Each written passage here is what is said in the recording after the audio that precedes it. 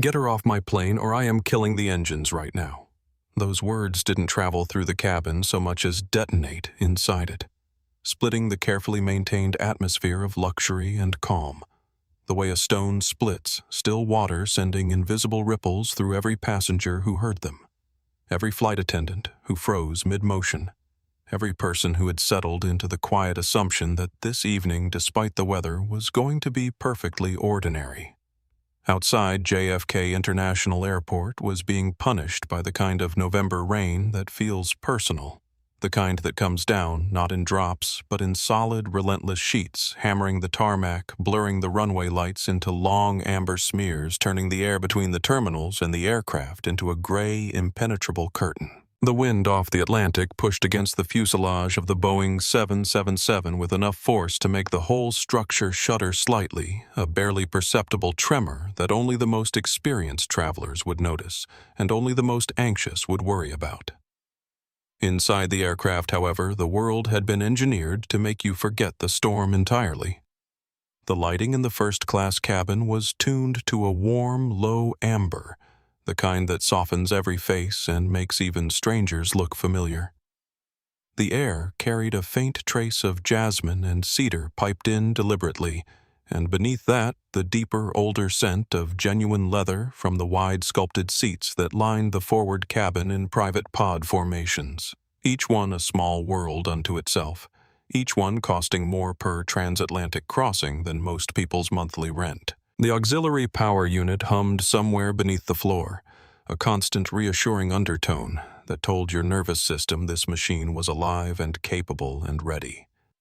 This was Coastal Airways Flight 412, bound for London Heathrow, the airline's flagship route on its flagship aircraft, the crown jewel of a carrier that had spent the last 4 years aggressively repositioning itself as the premium choice for travelers who believed that how you arrived said something about who you were.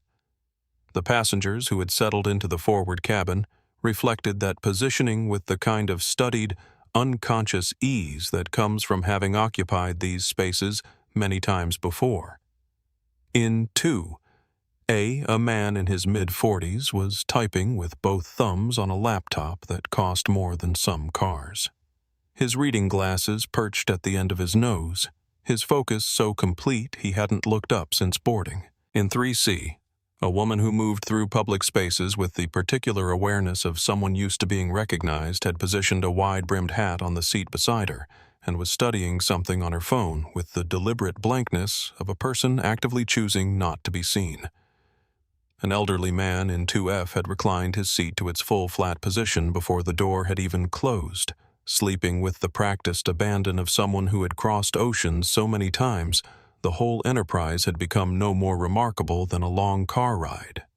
And in seat 1, the very first seat on the very first row of the most expensive section of the aircraft, curled sideways into the enormous leather pod, with her knees pulled up and a battered paperback balanced on her thigh, sat a young black woman who looked by every possible external measure like she was exactly where she wanted to be.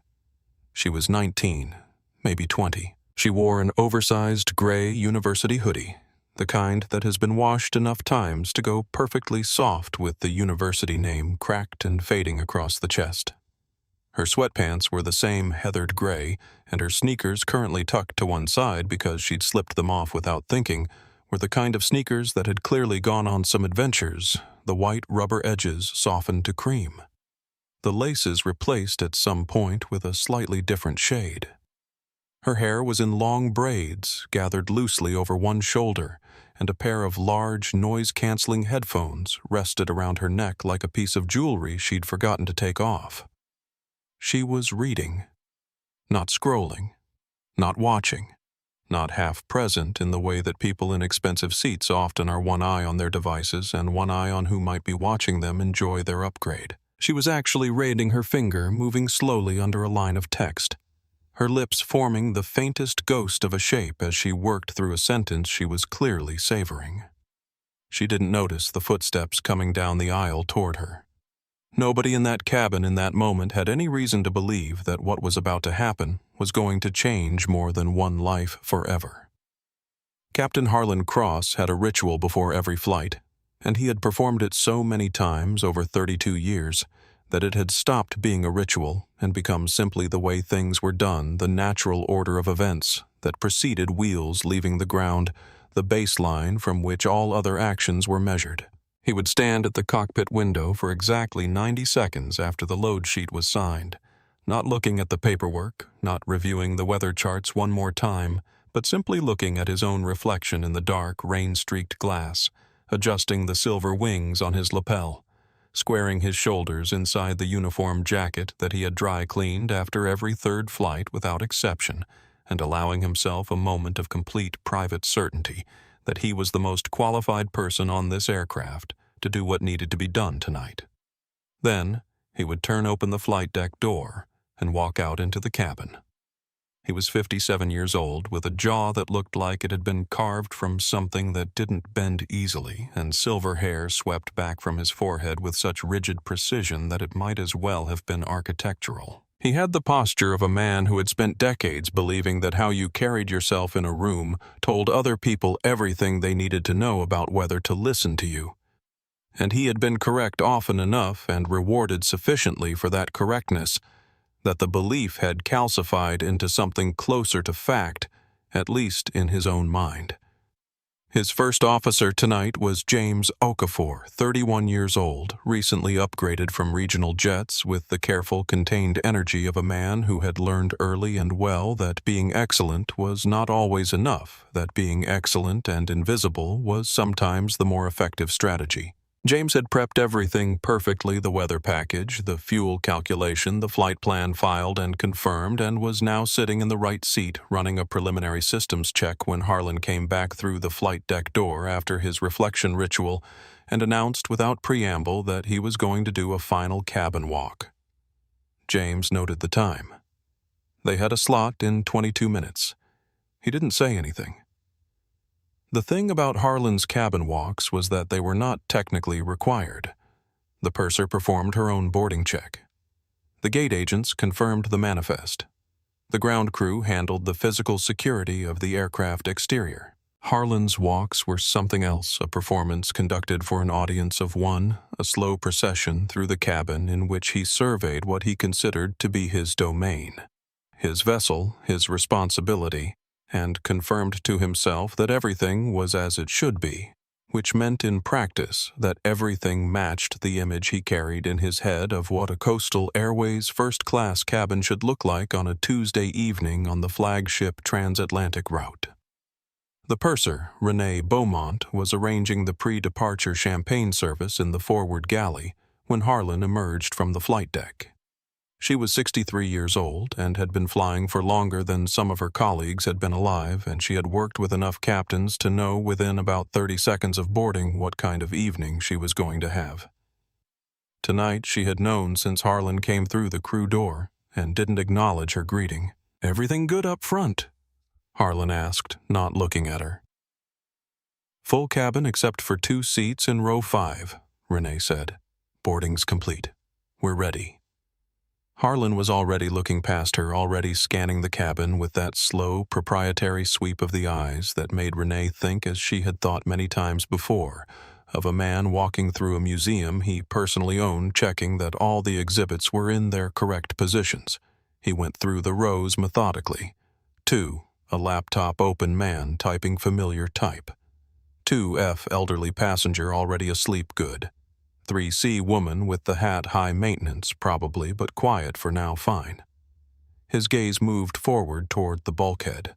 Seat 1, A. Harlan stopped walking, not visibly, not in a way that would immediately draw attention, but something in his body made a decision.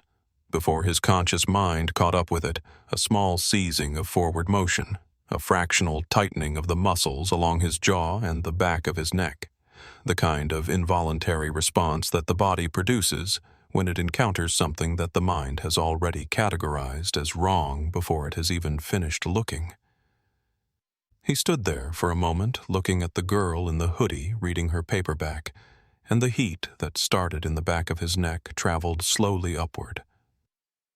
He turned and walked back to Renee, lowering his voice to something that was meant to be private, but had the controlled edge of an order. Who put someone in one? A Renee didn't glance over immediately, which was its own kind of answer. That's Ms. Coleman. She boarded first. Full fare revenue ticket group 1, Coleman. Harlan repeated the name the way you repeat something you've misheard, testing whether the second pass sounds different from the first. Is she staff non-rev? Somebody's companion ticket. No captain. Paid ticket. She's been perfectly polite. Harlan looked back at seat 1A. He looked at the hoodie. He looked at the worn sneakers sitting neatly to one side. He looked at the scuffed canvas tote bag tucked under the seat, and something in the back of his mind, the part that had spent 32 years constructing a very specific image of what this cabin was supposed to look like and who was supposed to be sitting in it, produced a verdict before the evidence had even finished presenting itself. She doesn't look like a revenue passenger, Harlan said, and his voice had gone very quiet in the way that voices sometimes go quiet when they are carrying something heavy. Get me the manifest. Her name was Zara Coleman, and she was at this precise moment on page 214 of a novel she had read twice before and was reading again. Not because she had run out of books, but because this particular novel had the quality of feeling different depending on where you were in your own life when you picked it up, and she was curious to see what it would say to her now at 19, starting university in London 3 weeks later than planned, because of a family commitment that had run longer than expected, settling into seat 1A of the Coastal Airways flight she'd been on before the one that left JFK on Tuesday evenings and landed at Heathrow, just in time for a full English breakfast if you timed it right. She had been flying Coastal Airways since she was old enough to remember flights, which was since she was about 5, and she had flown this specific route, New York to London, more times than most adults her age had taken any flight at all. And somewhere along the way, it had become for her what very few things ever become for anyone genuinely unremarkable. Not boring exactly, more like comfortable the way a well-worn path through a familiar wood is comfortable the way you can walk it in the dark and still know where your feet are. She wore the gray hoodie because it was the most comfortable thing she owned for long-haul flights, a fact she had worked out empirically over many journeys, and because the temperature in first-class cabins, in her experience, was calibrated for people wearing suit jackets, which she was not. The sneakers she'd worn because they were the easiest to get on and off at security. The canvas tote contained her book, her noise-canceling headphones, a charger, a small notebook she'd been keeping since she was 14, and a bag of pretzels she'd grabbed from a shop in the terminal because she'd skipped dinner. She was not thinking about how she looked. She had spent exactly 0 minutes in the months, weeks, or days leading up to this flight considering whether her clothing would communicate the correct information to the other people in the cabin. This was not because she was naive. She was, in fact, deeply precisely aware of how spaces like this one could read a person like her. But because her father had told her something when she was 11 years old the first time she'd noticed a particular kind of glance from a particular kind of person in a first-class cabin, and she had held on to it since then, the way you hold on to a key that opens a door you pass through regularly. He had said, "You don't dress for the room, Zara. You dress for yourself. And when you walk into a room, you belong in it, not because of what you're wearing, but because you walked in." She had nodded at 11 the way you nod at things adults say when you're not quite sure whether to believe them yet. She believed it now completely in the unhesitating way that comes from having tested a proposition repeatedly against reality and found it to hold. She turned a page. The cabin noise settled around her like white sound. The rain against the fuselage was almost rhythmic, and the warmth of the seat and the ambient hum of the aircraft were together producing in her something close to the pre-sleep state she always fell into in the first 20 minutes of a long-haul flight, that pleasant, slightly liquid sensation of all obligations, temporarily suspended of being between places, and therefore between demands. She didn't notice the footsteps stop in the aisle beside her. She became aware of a presence the way you become aware of a shadow passing across a window. Not with alarm, just with the gentle recalibration of attention that the body performs when something in the environment has changed. She looked up from the page. A man in a pilot's uniform was standing over her, and he was looking at her with an expression that she had seen before on other faces in other rooms, and that she recognized immediately and precisely for what it was, even if she couldn't have named it in a single word, even if she had not yet learned, because no one ever tells you in advance how much worse it was about to get. She reached up and slid her headphones off her neck, placing them on the seat beside her. "Hello," she said. "Boarding pass." No greeting before it. No good evening or sorry to interrupt or even the basic throat-clearing preface that most people use when they're about to ask a stranger for something. Just the two words, flat and hard, delivered from above, the way commands are delivered from positions of height when the person delivering them has decided that explanation is a courtesy the situation does not require. Zara looked at him for a moment, a beat long enough to communicate something without saying anything, and then reached into her tote bag and pulled out her phone, opened the Coastal Airways app, and held up the screen with the QR code visible and clear. Harlan didn't scan it. He reached out and took the phone from her hand. "Hey." Zara's arm came forward, her fingers reaching her voice, carrying a note of genuine surprise rather than anger. "That's my property." Harlan was already looking at the screen, tilting the phone slightly, as if adjusting the angle would reveal something the initial viewing had concealed. The name read Zara Coleman. Seat 1, A Group 1, full fare revenue. The QR code beneath it was valid current and linked to a booking confirmation number. Everything was exactly as it should be. He didn't hand the phone back. "Coleman," he said, and the name came out of him the way certain words come out of certain people, not spoken so much as handled, turned over, examined for inconsistencies. "How did you pay for this ticket?" "Ms. Coleman." The cabin, which had been maintaining the low, self-contained hum of people engaged in their own business, underwent a subtle but perceptible change. The typing in 2A stopped. The woman in 3C, who had been entirely absorbed in whatever was on her phone, went still. The elderly man in 2F did not wake, but 2 rows back, a woman with white hair coiled in a neat bun at the nape of her neck, who had boarded quietly and taken her seat without fanfare, straightened almost imperceptibly in 2C, and tilted her head slightly in the direction of row 1. "I don't believe that's any of your business," Zara said. And her voice had done something in the seconds since she'd said hello.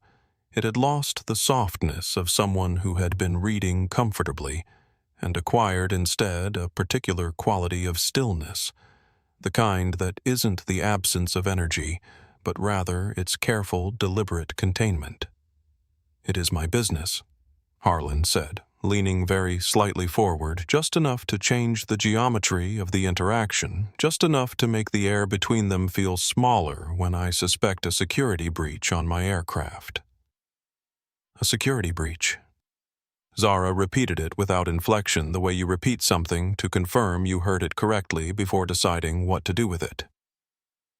"This seat costs more than most people earn in 3 months. Harlan's voice had dropped, which should have made it less audible, but somehow made it carry farther the way very cold air carries sound. "You're sitting here in a fractional pause." His eyes moving from her face to the hoodie and back this with a canvas bag, telling me it was a corporate booking. "And you expect me to—" "I am dressed for comfort on a long-haul flight," Zara said. She was sitting perfectly straight now. The book closed in her lap, her hands resting on top of it without fidgeting. "Which is a reasonable thing to do. And yes, I expect you to accept my valid ticket because I am sitting here with one." "Corporate booking," Harlan said, pivoting, circling back. "Which corporation?" "That isn't information I'm obligated to provide to you. You're obligated to provide anything I ask for in the interest of aircraft security." "I showed you my boarding pass," Zara said. "You have my phone. I haven't raised my voice. I haven't touched anything. I have sat in my assigned seat with my assigned ticket. What specifically constitutes the security threat?" The question was precise and entirely reasonable, and it sat in the air between them for a moment that stretched just a fraction longer than it should have, and in that fraction something shifted in the way Harlan was holding himself, a small, almost invisible. Tightening, the kind that happens when a person who is committed to a position realizes they don't have the argument they thought they had, but has also committed too completely to reverse without losing something they are not willing to lose. "Get your bag," Harlan said. "You're being removed from this flight." In 2C, the woman with white hair, whose name was Dorothy Ashworth, who was 68 years old and had spent 40 years as a family court magistrate before retiring to a much quieter life, pressed one button on the side of her phone, a single deliberate tap, and set the device on the armrest with the camera facing forward. "Captain," Renee's voice came from the galley doorway, careful and controlled, but carrying an edge of urgency she couldn't fully suppress. "We are 4 minutes from our slot." "Renee." Harlan didn't look at her. "Call the gate. Get Port Authority up here. Disruptive passenger non-compliance with crew instruction." "She hasn't been disruptive, Renee." The word landed like a gavel.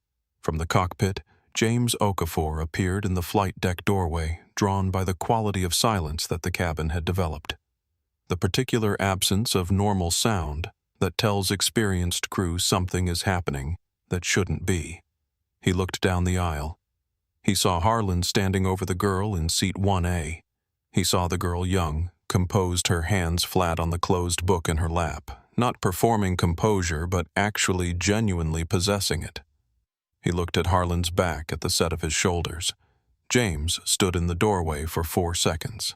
Then he took one step back into the cockpit, turned to face the instrument panel, and sat down. Zara had seen him. She didn't react. "I have done nothing wrong," she said to Harlan.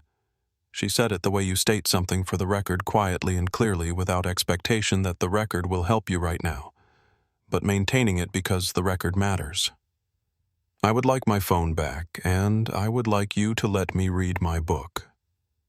"You're leaving this aircraft," Harlan said. Zara looked at him for a long moment, and something moved behind her eyes. Not fear and not anger either, but something older and more complex than either of those. Something that had been accumulating over a long time in situations that looked nothing like this one, and exactly like this one. "You are making a mistake," she said very quietly, "that you are not going to be able to take back." "I've taken out security risks before," Harlan said. "This is no different." Zara stood. She wasn't tall, but she stood as if height were not the relevant measurement. She held out her hand for her phone. Harlan looked at it for a moment, then set the phone on the seat, not placed, set with the studied nonchalance of someone performing indifference. Zara picked it up without checking the screen. She picked up her tote bag. She picked up her book. She stopped at the end of the row and looked back at Renee, who was standing in the galley with her hands folded in front of her and an expression on her face that contained several competing emotions held in imperfect balance. "I'm sorry you have to work for him," Zara said, and she meant it genuinely without sarcasm, which somehow made it land harder than any other version of the same sentiment could have. Then she walked up the aisle toward the jet bridge door, flanked by the 2 Port Authority officers who had arrived, and immediately, as Port Authority officers often do, aligned themselves with the person holding the most institutional authority in the room, which was the pilot, and would shortly turn out to be a significant misreading of the situation.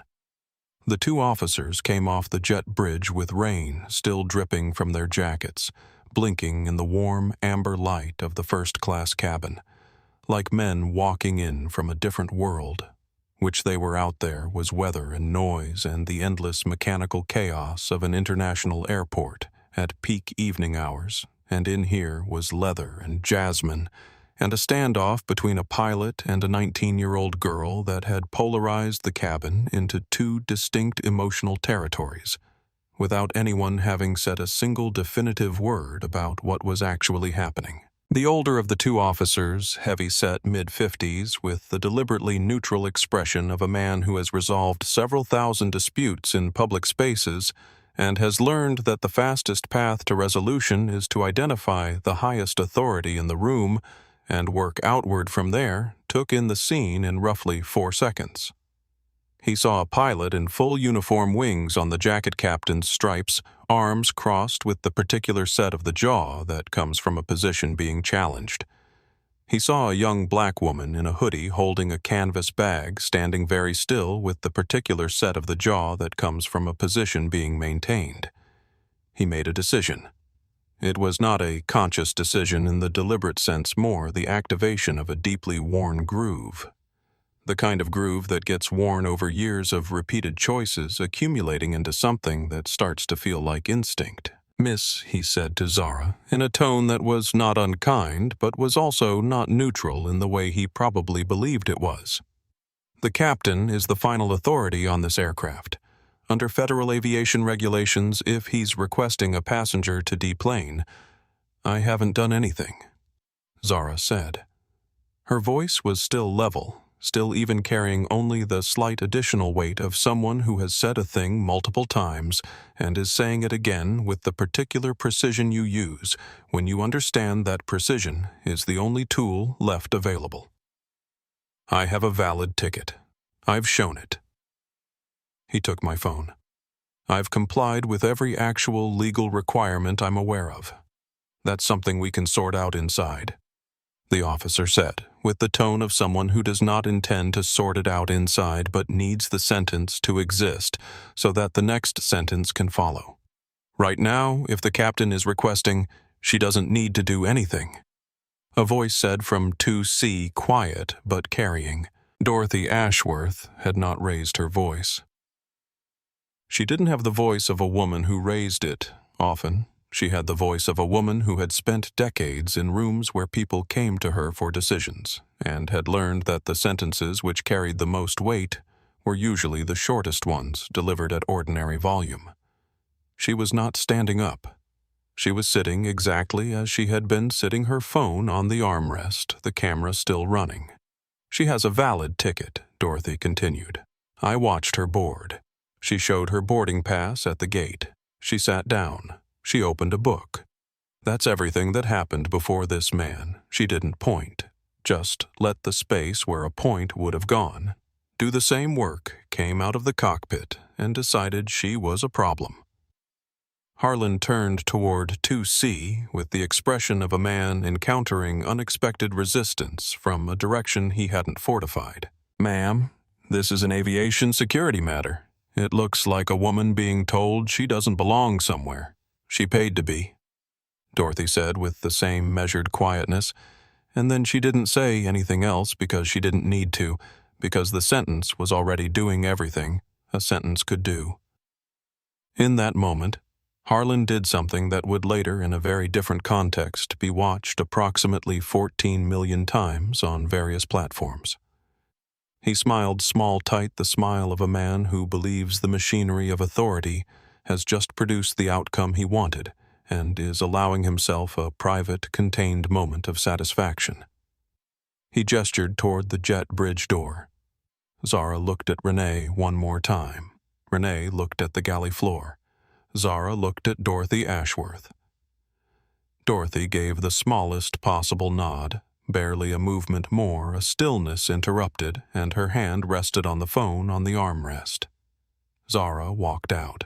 The jet bridge was a different world from the one she'd just left, and also exactly the same world in a different costume, the same rain audible through the thin corrugated walls, the same November cold pushing through every gap it could find the floor. Grating, vibrating slightly underfoot as the wind pressed against the structure from outside and the fluorescent lighting overhead turning everything a flat, institutional white that made the gate area beyond look like a very long waiting room for a decision that hadn't been made yet.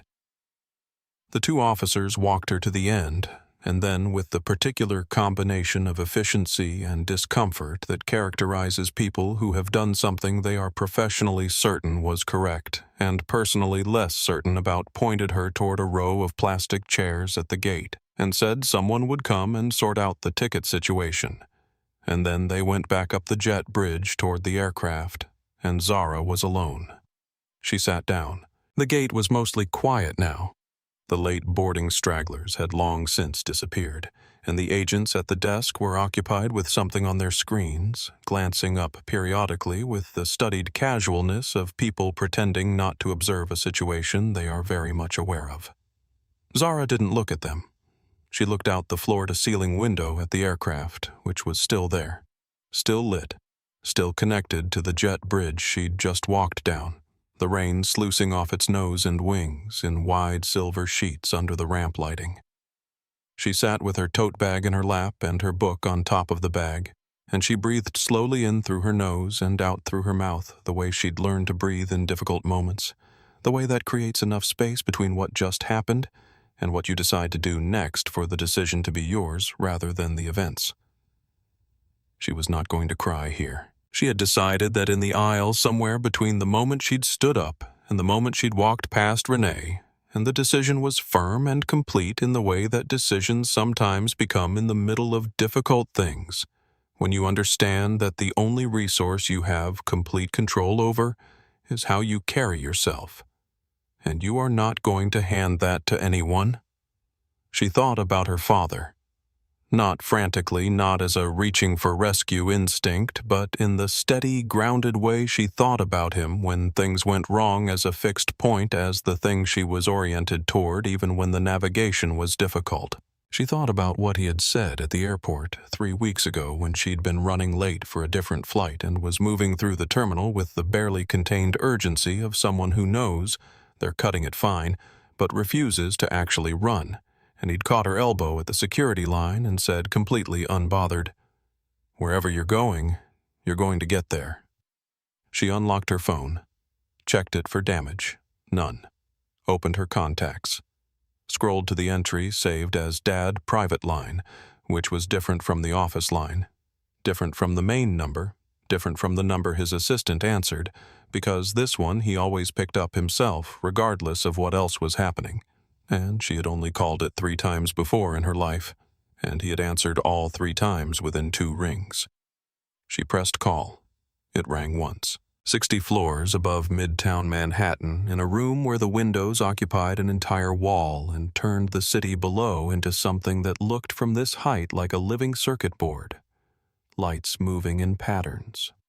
Everything connected to everything else by channels you couldn't see, unless you knew where to look. Elijah Coleman was in the middle of closing a deal that had taken 11 months to structure. The conference table was long enough to seat 20 and was currently occupied by 9 people, 3 European executives, 2 of their lawyers, Elijah's own legal team, and his chief financial officer, a woman named Audra who had been with him since the beginning, and who could, in Elijah's estimation, read a room faster than anyone he had ever met. They were 40 minutes from signatures.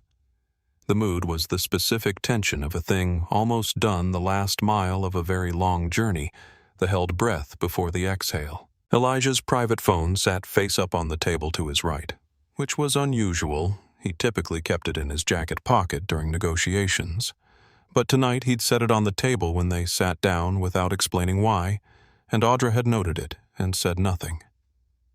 When it lit up with a single name, Elijah raised one hand, a gesture that carried absolute authority in this room and was recognized immediately by everyone in it, and picked up the phone.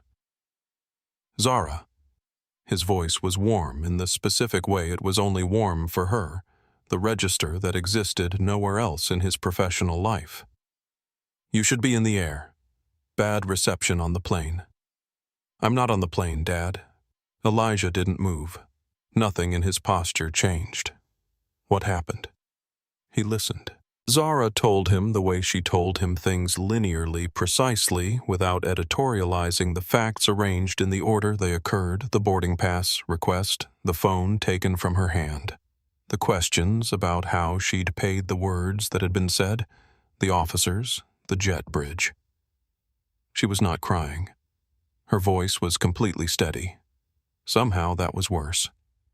When she finished, there was a silence on the line, and it was not the silence of a man absorbing unexpected information, but the silence of a man absorbing information that was at some level not unexpected at all, and who was now making a series of decisions with the methodical speed of someone for whom decision-making under pressure is not a skill acquired in a crisis but a fundamental mode of being. "Where is the aircraft right now?" he asked. "Still at the gate. I can see it from the window." "Stay at that gate," Elijah said. "Don't move. I'm making a call." He ended the call. He set the phone face down on the table, which was how he set it when he was done with it, and needed his full attention elsewhere, and he looked at the room. 9 people looked back at him. "The meeting is adjourned," he said. The European CEO on his left, a man who had negotiated deals on 4 continents and was not easily unsettled, blinked. "Elijah, we're 40 minutes from. The signatures will keep until morning," Elijah said. "My helicopter is on the roof." He stood buttoning the middle button of his jacket with the unhurried movements of a man who is never hurried because he has arranged his life so that urgency, when it comes on his terms. He touched his earpiece. "Connect me to Coastal Operations Control. Priority override, then get me the tower duty manager at JFK. Audra was already on her feet with her own phone out. She had known Elijah Coleman for 15 years, and she had only seen him leave a room like this twice before, and both times the thing he'd left to address had ended very badly for whoever had created the need for him to leave. She looked at the European CEO, who was still blinking. "I'd recommend an early night," she said pleasantly. "We'll reschedule for 9. The room began to move. The helicopter on the roof was already warming up. "She's off," Harlan announced, pulling the flight deck door shut behind him and sliding back into the left seat with the specific satisfaction of a man who has handled a thing and is now returning to more important matters. Pushback checklist. "Let's get ahead of this weather." James Okafor was sitting exactly as Harlan had left him, facing forward, both hands on his thighs, with an expression that Harlan would have described had he been looking as professional neutrality, and that was actually something quite different from that something with more layers to it. Something that had been accumulating in the 4 minutes since James had stood in the cockpit doorway and seen what was happening in the aisle, and made his choice and lived with it since. He didn't say anything. He began the checklist. The engines came online in sequence, each one producing that specific deep vibration that travels through the airframe and into the seat and up through the spine of everyone aboard, the hum of something enormously powerful being asked to hold itself in check for just a few more minutes before it's released. The hydraulics pressurized. The navigation systems confirmed their position. The aircraft, enormous and precise and indifferent to the human drama it was carrying, began to do what aircraft do. Harlan spoke to the ground crew. The jet bridge retracted. The pushback tug engaged. The 777 began to move backward, slow and heavy, rotating on its axis, turning its nose toward the taxiways with the ponderous grace of something built for a different scale of movement than the one it currently occupied. "Tower Coastal 412 ready to taxi," Harlan said into his headset in the clipped, precise cadence of radio communication that always sounded to people who didn't know better like a foreign language. "Requesting taxi to 31L. He felt good. He felt the specific goodness that comes from having maintained a standard under pressure, from having held a line when people in the cabin, the passenger in 2A who'd tried to speak up, the flight attendant with her pleading eyes, had wanted him to abandon it. He had not abandoned it. He had 32 years of not abandoning it, and the aircraft was moving, and they were going to beat the worst of the weather if they got to the runway in the next 7 minutes. The radio crackled. The response that came back was not from the ground controller. It came in on a different frequency, a supervisory override, and the voice that came with it had none of the rhythmic, almost musical efficiency of standard air traffic control. It was tighter, higher, carrying the specific quality of controlled alarm that Harlan had only heard twice in 32 years, both times in emergencies. Coastal 412, hold position. Do not proceed to the runway. Repeat, hold position. Harlan's hand tightened on the tiller. Tower Coastal 412 holding. Please advise the delay. We have a slot. Coastal 412, your departure clearance has been revoked by Operations Control. You are instructed to return to Gate A7 immediately. Acknowledge. James Okafor turned his head. Just slightly. He didn't say anything, but the movement was enough. Say again, Harlan said, because what he had just heard could not be what he had heard. Return to Gate A7 Coastal 412. This is a direct instruction from Airline Operations and Airport Authority. Do not attempt to hold for another slot. Return to gate immediately. For a moment, Harlan sat completely still with the tiller in his hand, and the 777 stopped on the taxiway and the rain on the windshield breaking the runway lights into long, fractured streams of color. And the specific quality of the silence in the cockpit was one that James Okafor would describe later to people who asked as the silence of a man, realizing that the floor he thought he was standing on was not actually the floor.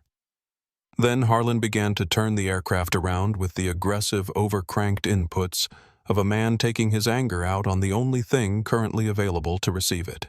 James looked out through the rain-smeared windshield as Gate A7 came into view. On the tarmac outside in the rain, 3 black SUVs sat with their hazard lights going amber, flashing against wet concrete in a slow, deliberate rhythm. A group of figures in dark clothing stood without umbrellas in the downpour, apparently unaware of or uninterested in the fact that it was raining on them. James recognized one of the figures. He had seen the face in a business publication 6 months ago, and had remembered it the way you remember faces that carry a particular kind of gravity. He had not expected to see it on a tarmac at JFK on a Tuesday evening. Richard James said, his voice careful and even, I think you should prepare yourself. Harlan didn't ask for what. From the cockpit window through the streaked and rain-beaten glass, the scene on the tarmac had the quality of something staged, too deliberately arranged to be accidental, too still to be spontaneous. The figures positioned with the particular intentionality of people who have had time to decide exactly where they want to be standing when the aircraft comes back to the gate. The 3 black SUVs were parked in a line that partially blocked the ramp access road, their hazard lights cycling in slow unison orange-gold pulses against the slick black of the wet concrete. The rain was coming down in proper curtains now, the kind that turns the far edge of any lit space into a gray wall of static, and the people standing on the tarmac between the vehicles appeared completely unbothered by it. Not sheltering, not leaning, not doing any of the things that people do when they are standing in heavy rain and would prefer not to be. Jonathan Webb, the CEO of Coastal Airways, was in the center of the group, and even at this distance, through rain and reinforced cockpit glass, something in the set of his body communicated the specific quality of a man who has been informed of something on the way here, and has had the helicopter ride to decide what he is going to do about it, and has decided. His suit jacket was dark with moisture across the shoulders. He hadn't noticed, or had decided not to. To his left stood the director of flight operations, a man named Bernard Cole, who had spent 20 years as a line captain before moving into management, and who carried that background with him in the way he stood very straight, very still. The stillness of someone who understands aircraft and the people who fly them, and is currently disappointed in both. To Webb's right stood Chief Pilot Captain Sandra Reeves, and next to her 2 people in very good suits who were almost certainly lawyers, and next to them the 2 Port Authority officers who had been on the aircraft 20 minutes ago and had returned to the tarmac with the expedited movement of people who have been firmly informed that the situation has changed. And at the edge of the group, partially separated from the rest, standing with his hands in the pockets of a cashmere overcoat that was somehow still dry, stood Elijah Coleman. He was not looking at the aircraft. He was looking at the gate at the jet bridge at the specific point in space where the aircraft door would eventually open. His face was completely calm in the way that faces are calm when the person inhabiting them has made every decision they need to make and is now simply waiting for the sequence of events to catch up. Zara stood beside him. She was wearing the same gray hoodie she'd been wearing when she walked off the aircraft, carrying the same scuffed tote bag, her braids loose around her shoulders now, and she was looking not at the cockpit window or the approaching aircraft, but at her father's profile with an expression that was private and complex and not quite readable from the outside except for one thing that was absolutely clear, which was that she was not afraid.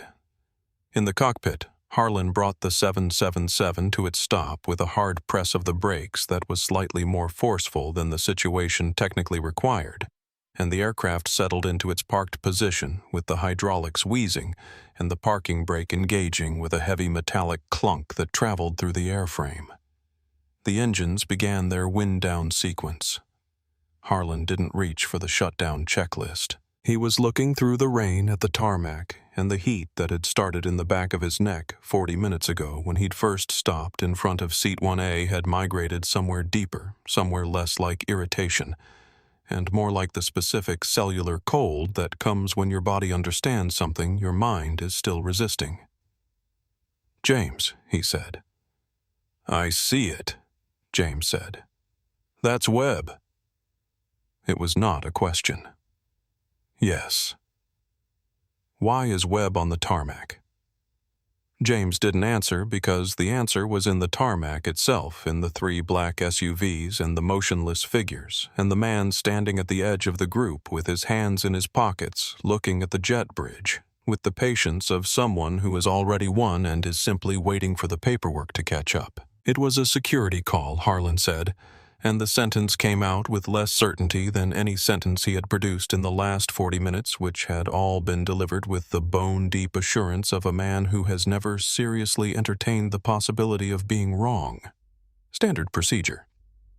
"I made the right call."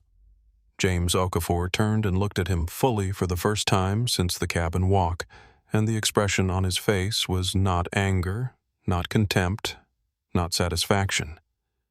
It was something closer to grief, the particular grief of watching a person who cannot yet see the shape of what they have done, and understanding that the seeing is coming, regardless of whether they're ready.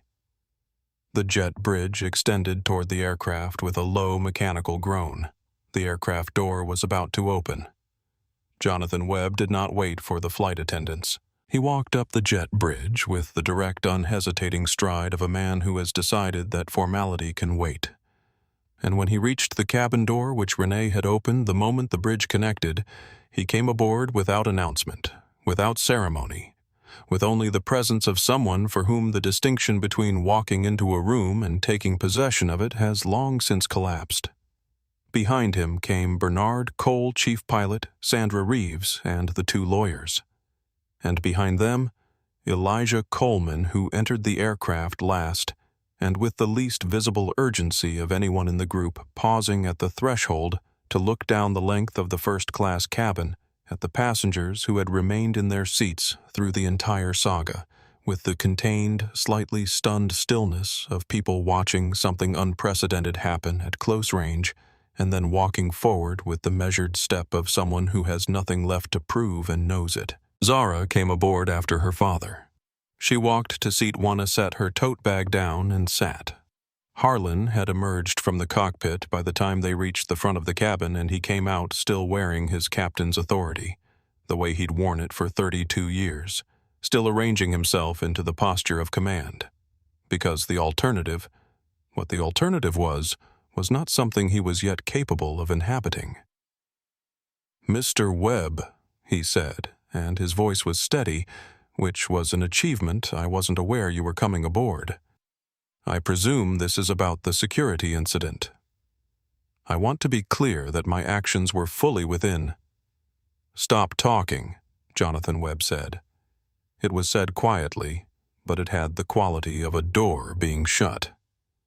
Harlan stopped. Webb looked at him for a moment, the look of a man doing a swift final accounting, and then he took a breath. "Captain Cross," In the 30 years you've worked for this airline, has anyone ever told you that you have a right to remove a passenger from an aircraft based on what they're wearing? There were concerns about the validity of... The ticket was valid, Webb said. We've confirmed it. Full fare revenue booked 8 weeks ago, paid by corporate card on file. Seat 1, A confirmed in the manifest you signed off on before boarding. There was no validity concern. There was no security issue. There was a girl reading a book in a seat she'd paid $12,000 for, and you decided that was a problem. Harlan's mouth opened and closed. He looked past Webb, scanning the cabin, and found no ally there. The passengers were watching with the focused attention of people at a resolution they've been waiting for, and James Okafor had come out of the cockpit and was standing to one side with his hands folded in front of him and his gaze on the floor. I want to understand, Sandra Reeves said from Webb's left in the particular tone of a senior pilot addressing a junior one, not aggressive clinical, which was its own kind of devastating. You walked into the cabin. You looked at this passenger. You asked for her boarding pass, which is not standard procedure for a captain's cabin walk. She showed it to you. You then took her phone, questioned how she paid for her ticket, and called law enforcement to have her removed. Is that sequence accurate? Harlan said nothing. It's on camera, Reeves said, from 2 angles.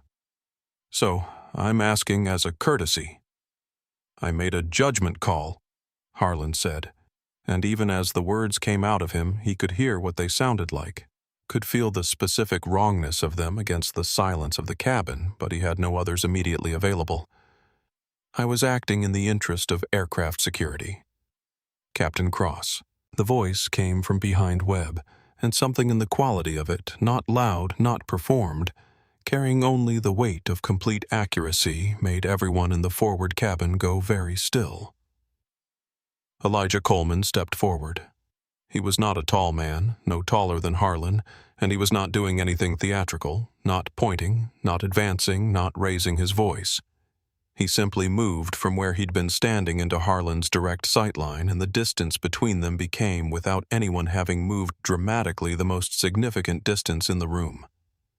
You looked at my daughter, Elijah said, and you decided she was a problem, not because of anything she did, not because of anything she said or showed you or failed to show you. You decided she was a problem before she put her boarding pass away because of what she looked like and what she was wearing and where she was sitting, and you used the authority of your position to turn that decision into an action that had real consequences for a real person. He paused.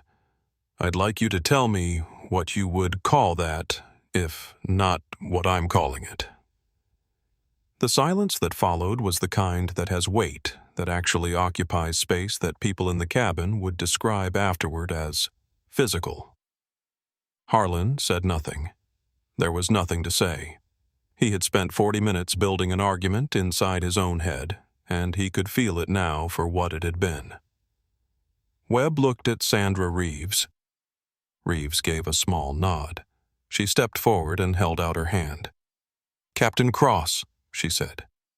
Your badge and your ID, please. Harlan looked at her hand. Then he looked at his own lapel, at the wings he'd been straightening in the cockpit window reflection 90 minutes ago, and something moved behind his eyes, something brief and complicated, and not entirely unlike the expression of a man who has just fully understood a sentence he's been half-reading for a long time. He unpinned the wings. He placed them in Sandra Reeves's palm. He removed the lanyard with his ID from around his neck. He set it beside the wings. Reeves closed her fingers around both. Elijah hadn't moved from where he was standing. He had watched the exchange of badge and lanyard without visible satisfaction, without the triumph that the moment might have seemed to call for, with instead the focused, sober attention of a man witnessing something that is necessary, and still, because of what it cost, not quite easy to watch. He had built things for 30 years. He had built them from the bottom, because that was the only direction available to him when he started, and he had taken what he built and protected it and grown it and used it to build more things, and somewhere in the architecture of all that building he had learned something that most people with power learn too late or not at all, that the most dangerous thing about power is not the enemies it creates outside you, but the assumptions it allows to grow inside everyone around you. The quiet daily conviction in the minds of people who benefit from a structure that the structure is natural, that it reflects something true about the world rather than something chosen, something that can be chosen differently.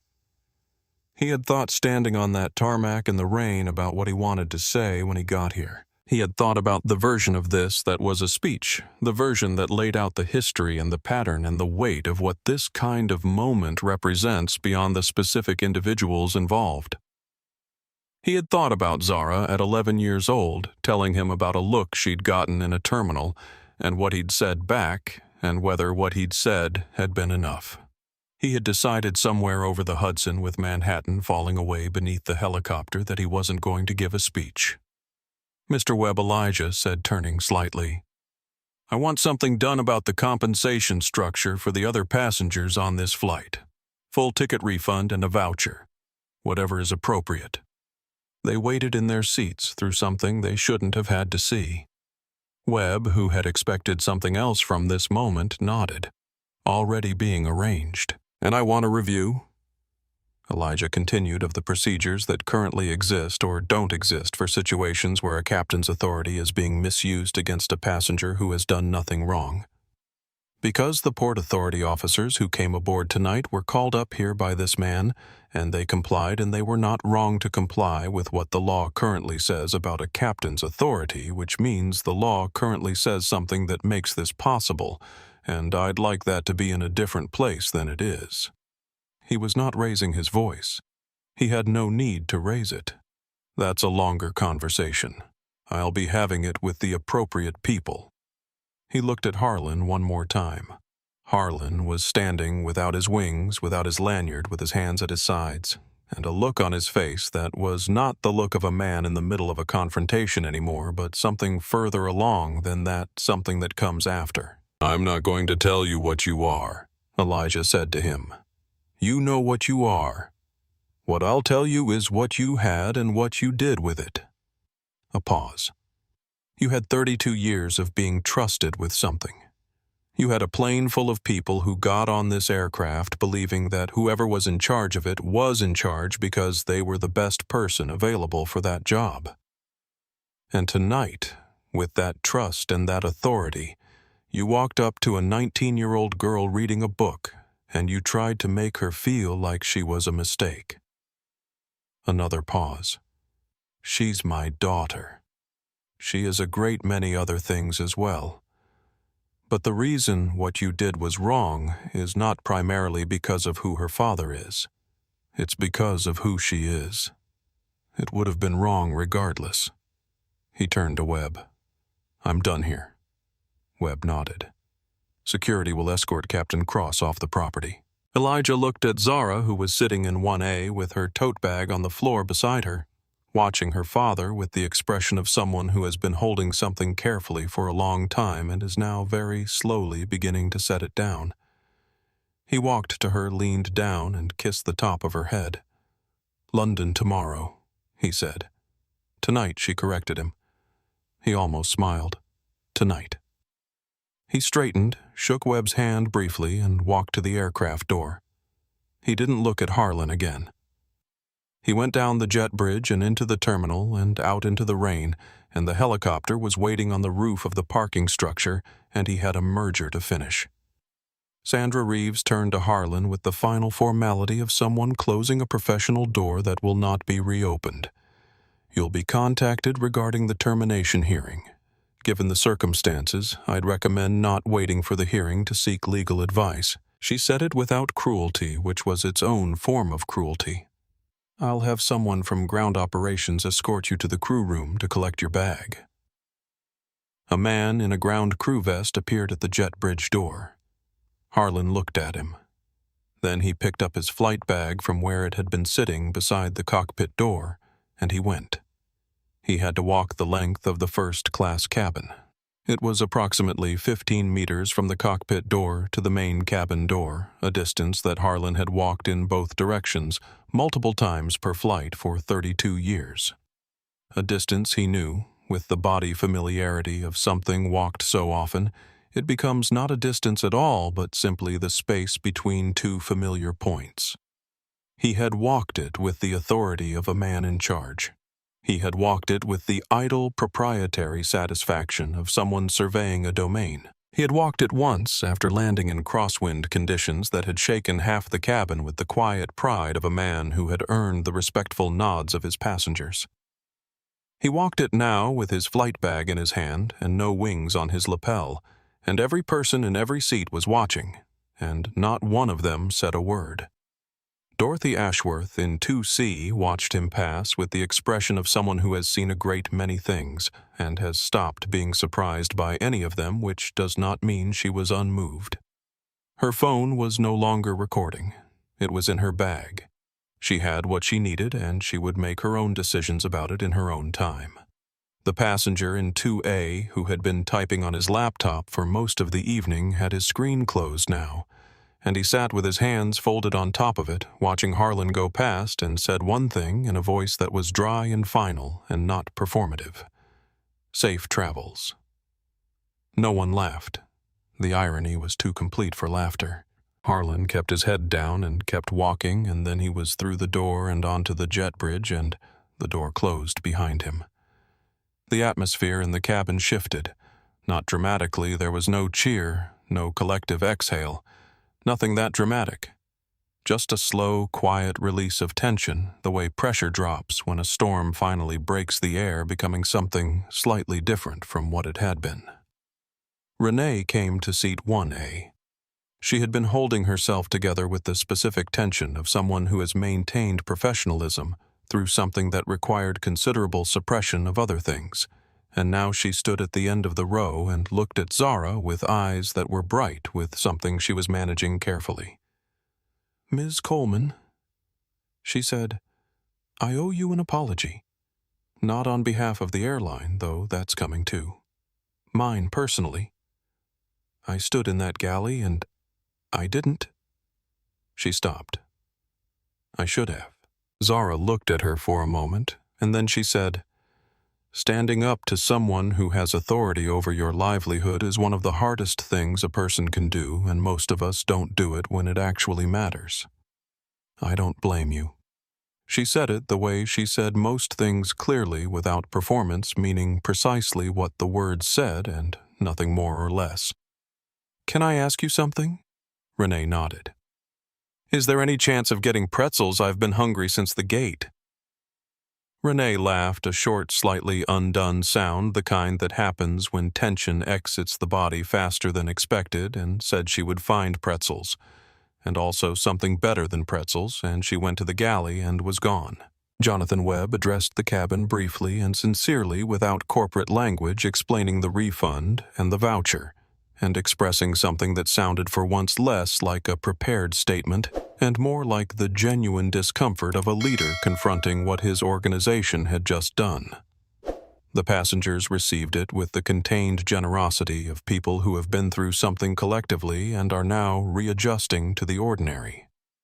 Captain Sandra Reeves took the left seat. James Okafor stayed in the right.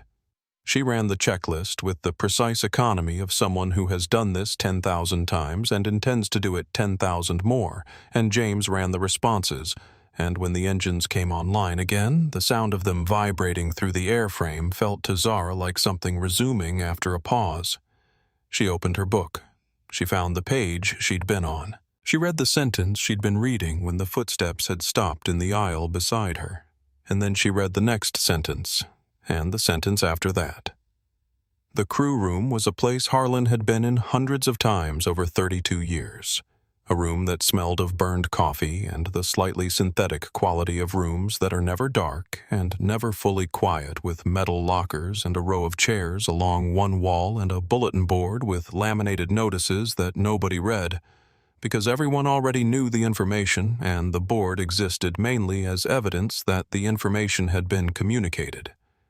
He had changed in and out of his uniform in this room more times than he could count. He had had pre-flight coffee here, post-flight debriefs here, had exchanged the clipped professional shorthand of men who flew the same aircraft for the same airline in this room for 3 decades. He collected his bag from his locker. The ground crew man, whose name Harlan didn't know despite the fact that he'd probably passed him on the ramp 100 times, stood near the door and watched without speaking with the careful expression of someone assigned a task they haven't been told how to feel about. Harlan changed out of the uniform jacket, folded it, placed it on the shelf inside the locker. He left the epaulets. He had no use for them now. He went outside. The rain had, if anything, intensified, and the curb outside the terminal was doing what curbs in heavy rain do, collecting everything indiscriminately, the water and the leaf debris and the exhaust residue from 1,000 idling cars, and Harlan stood in it and reached for his phone and called the Coastal Airways Crew Transport Service, a dedicated car service that he had used after every flight for 20 years, without ever having to think about it. The kind of seamless infrastructure that invisible privilege builds around a person until they believe genuinely and completely that the world simply works this way. The dispatcher answered on the second ring with the routine warmth of someone whose entire professional reality consists of making the world's logistics feel effortless. "This is Captain Cross," Harlan said, because he said it reflexively, because he'd said it that way 10,000 times. "I'm curbside at Terminal 4. Need a car to 1 moment, sir." The keyboard sounds on the other end had the brief, businesslike quality of a lookup rather than a booking. Then silence. Then Mr. Cross. "I'm seeing a flag on your account. It's showing status as inactive. Termination for cause. The account's locked. I can't authorize a car. I'm sorry, there's nothing I can do." Harlan stood on the curb with the phone at his ear and the rain coming down on him. "There's been an error," he said. "I don't think so, sir. The flag is from HR. It's dated tonight." A pause. "If you'd like, I can give you the number for a regular cab company." He ended the call. He stood on the curb, not moving yet, water collecting in the brim of his cap and running down the back of his neck, and he watched the Coastal Airways crew bus pull up 50 feet away. The doors hissed open, and a group of flight attendants came out laughing about something, their roll bags trailing behind them, and they walked past him without recognition, or maybe without looking up from their phones, or maybe because he was just a man in a wet blazer on a curb, and there was no reason to look twice. He walked to the public taxi queue and joined it. There were 11 people ahead of him. The rain came down without interruption, and by the time a cab opened up and he got in and gave the address of his house in the suburbs, his blazer was soaked through, and his shoes had the squelching logged heaviness of footwear that has lost an argument with weather. The driver had the radio on a call-in talk program, with the specific energy of late-night outrage host and callers feeding each other's velocity, and Harlan paid no attention to it until he heard the sound. A sound he recognized before he knew he was hearing it. The particular acoustic quality of the first-class cabin aboard a Coastal Airways aircraft, played through a phone speaker and then through a car radio so that it was tinny and compressed but entirely identifiable, and the host was saying over it, so this pilot, 30-year veteran, walks up to this girl and she's just sitting there reading. "Turn that off," Harlan said. The driver glanced in the rearview mirror. "Man, everyone's talking about this tonight. Can you believe that guy? My daughter's 17. She wears hoodies everywhere. You think someone would kick her off a plane?" I said. "Turn it off," Harlan said, and his voice cracked slightly at the seam between the two words. The driver looked at him in the mirror, looked more carefully, said nothing for a moment, then reached for the radio knob, then seemed to decide that he'd rather not confirm what he thought he was seeing in his rearview mirror, and left the radio running but turned it down to the threshold of audibility, which meant that for the rest of the ride, Harlan could hear the show without being able to make out the words, just the shape of it. The rhythm of a public accounting carried on without him in a conversation he'd already been excluded from. He looked out the window at the highway, at the rain on the glass, turning the headlights of passing cars into blooms of light that expanded and contracted with the rhythm of his own heartbeat. And he thought for the first time in his adult life with complete and genuine uncertainty about what would happen tomorrow. He was not a man given to uncertainty. He had built his entire professional self on the elimination of it, on preparation authority procedure, the reduction of variables to manageable quantities. The uncertainty he felt now was not the productive kind, not the uncertainty that precedes a decision, but the kind that comes after the decisions are already made, and their consequences are already in motion, and you are sitting in the back of a taxi in wet shoes, trying to remember the last time you were genuinely unsure of what the next day would look like. He couldn't remember. The room where Harlan's professional life ended formally was not dramatic. It was a mid-level conference room on the 14th floor of the Coastal Airways administrative offices, with a glass table and chairs that were slightly more uncomfortable than they needed to be, and a window that looked out over a service road, and it was the kind of room specifically designed to make whatever happened inside it feel official without feeling important, which Harlan understood as he sat down at one end of the table was itself a statement about how important the people on the other side of the table considered this to be. Opposite him sat the VP of Human Resources, a woman named Gloria Tratt, who had been in her role for 11 years and had presided over 39 termination proceedings, none of which she had found satisfying, and most of which she had found sad in the particular way that organizational failures are sad when the organization has had all the information it needed and produced the outcome it was always going to produce. Next to Gloria sat the airline's general counsel, and next to her, Captain Sandra Reeves, who had flown the 777 to Heathrow last night and returned on the first morning flight, and who was here now in her capacity as chief pilot, which meant she was the person who carried responsibility for the professional conduct of every captain who flew for Coastal Airways, including the one sitting across from her. To Harlan's left sat his union representative, Mike Hannigan, a broad-shouldered man with the patient, carefully neutral expression of someone who has spent his career in rooms exactly like this one and has developed as a professional necessity the ability to be simultaneously present and non-committal. Mike had the union contract open on the table in front of him, and he'd been reviewing it for the last 10 minutes. And the fact that he was still reviewing it rather than already speaking was itself a form of communication that Harlan was not yet ready to interpret correctly. "I've had a night to think through the events of yesterday," Harlan began, because 32 years of command had taught him to speak first when he could, to set the frame before someone else set it for him. "I believe on reflection that my actions may have been overzealous. I was under pressure. The slot, the weather, a perceived irregularity on the manifest. I'm prepared to issue a formal written apology to Ms. Coleman and to accept a suspension of appropriate length pending sensitivity training." Gloria Tratt did not pick up a pen. She did not look at a document. She looked at him directly with the expression of someone who has prepared very carefully for this moment and is now implementing the preparation. "Richard, this is not a negotiation." She slid a single piece of paper across the table face up, and he read it without picking it up. "Termination effective the previous night. Gross misconduct. Brand damage.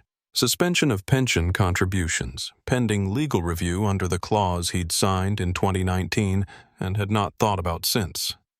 He looked at Mike. Mike took off his reading glasses. He set them on the table beside the union contract with the small, definitive sound of an object being placed rather than dropped. "Rick," he said, "I need to be straight with you." "You have to fight this," Harlan said. "That's what the union exists for. The union exists to protect pilots from unfair operational dismissals," Mike said. And he said it slowly, in the way you say things to someone you are not sure is ready to hear them, but are going to say anyway because the alternative is worse. "It exists to fight for people when the airline is wrong. I can't fight for you here, Rick. What's on camera is what's on camera. You profiled a passenger. You escalated a situation that had no grounds for escalation. You called law enforcement on a girl who was reading a book. He paused.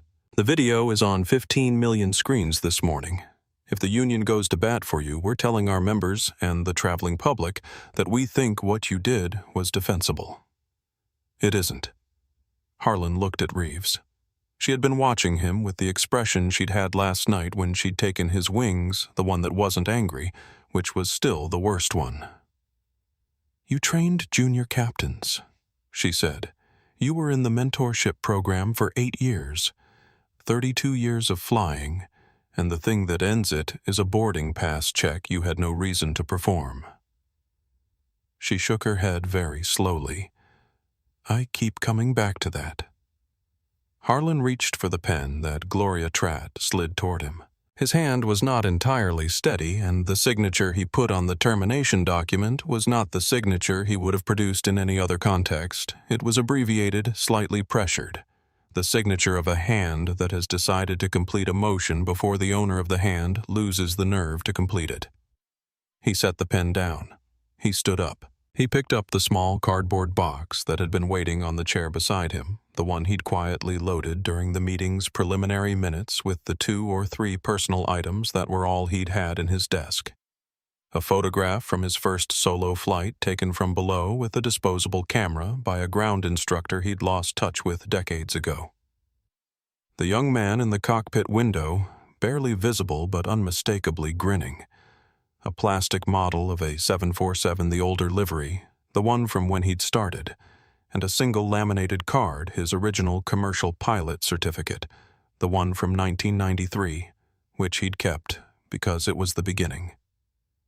He carried the box to the door. He opened it. He went. The applications went out in waves over the months that followed, each wave retreating a little further from where he'd started, and he tracked their progress, or rather their absence of progress, with the specific obsessive attention of a man who has reduced his entire understanding of his own worth to a single metric, and is watching that metric deteriorate without being able to stop it. Delta first, then United, then American.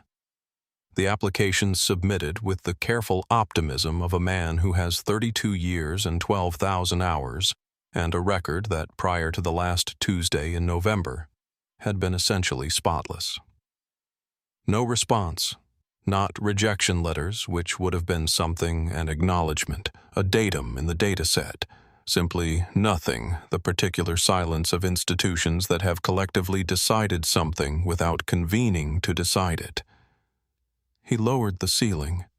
He applied to Spirit, to Frontier, to Southwest, which had always felt like flying down rather than across, but which represented employment, which represented the thing that gave structure to the days, which was what he needed, the way other people need air. Spirit rejected him within 48 hours. Frontier took 2 weeks, which felt briefly like good news, and then wasn't.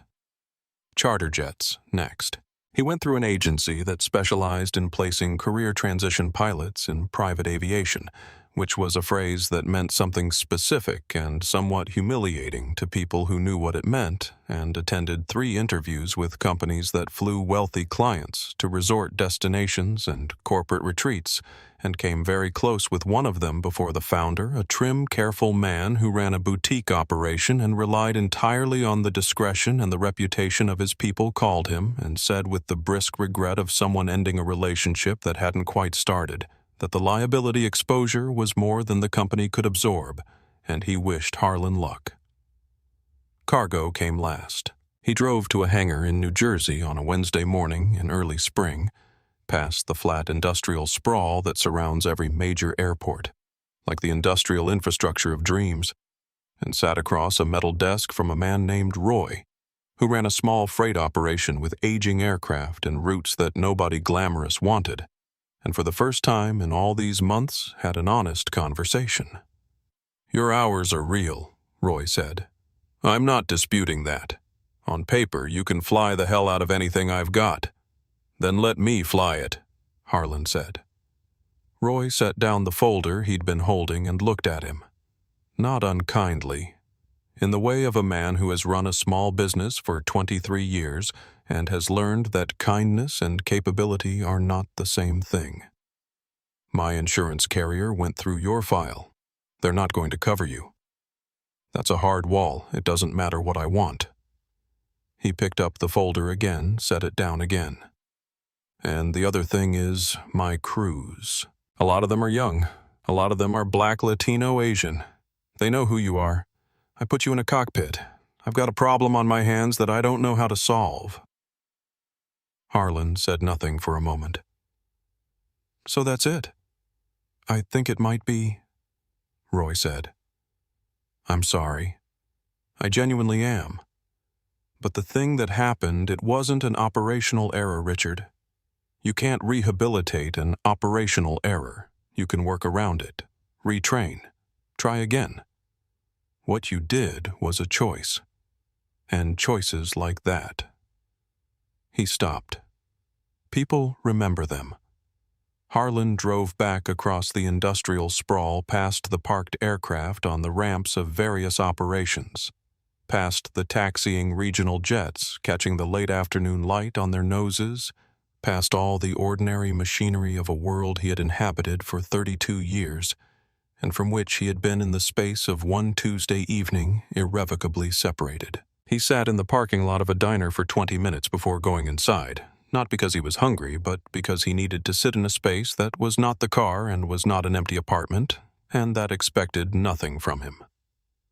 The apartment was in Queens, a studio on the 3rd floor of a building where the elevator was more often broken than working, and he had moved into it 6 months after the termination, because the house in the suburbs had required a captain's salary to sustain, and he no longer had a captain's salary.